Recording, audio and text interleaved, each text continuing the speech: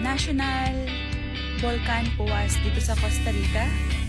At from Heredia, papunta dito sa National Park nila, it took us like 1 hour and 15 minutes. Wala namang masyadong traffic. And then pagdating namin yung sa entrance, naglalagay kami ng 500 to 700 meters paakyat.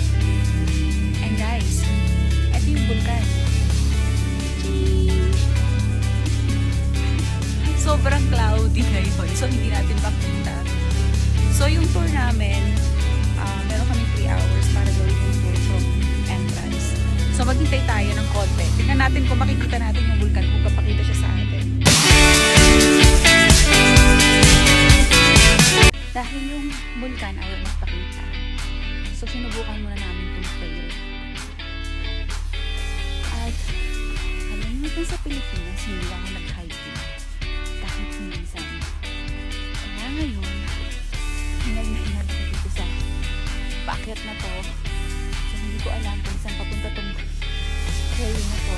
Pero nakakahingan sobra kasi pataas talaga siya. Let's see. Saan tayo dadalhin yung trail na to. Pero guys, malamig dito. Medyo ang musok dito. Malapit tayo sa vulkan.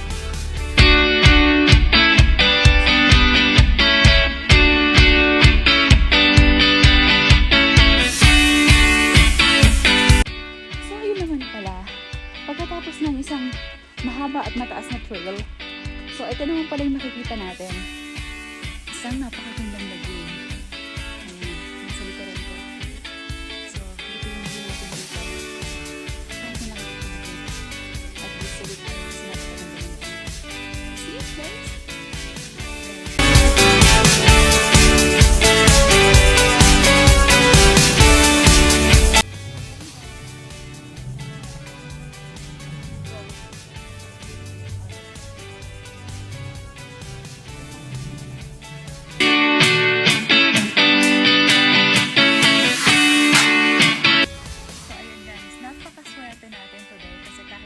Kulimlim kanina at dahil matyaga tayo naghintay, siguro mga 2 hours din yun, nakuha pa nga natin magpunta din sa lagoon. So ayan, na-witness na natin kung gano'n kaganda.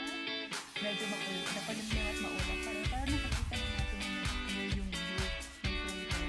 Ayan, din sa medyo mausok na yun, yung pinaka-Puerto. At itong part na to, yung pinaka-volcan.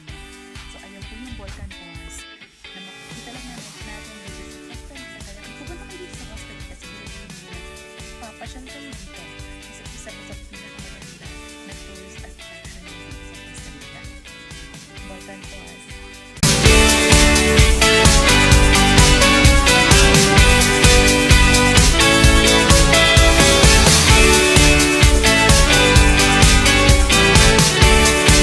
So ngayon syempre sinusulit natin yung bakasyon natin.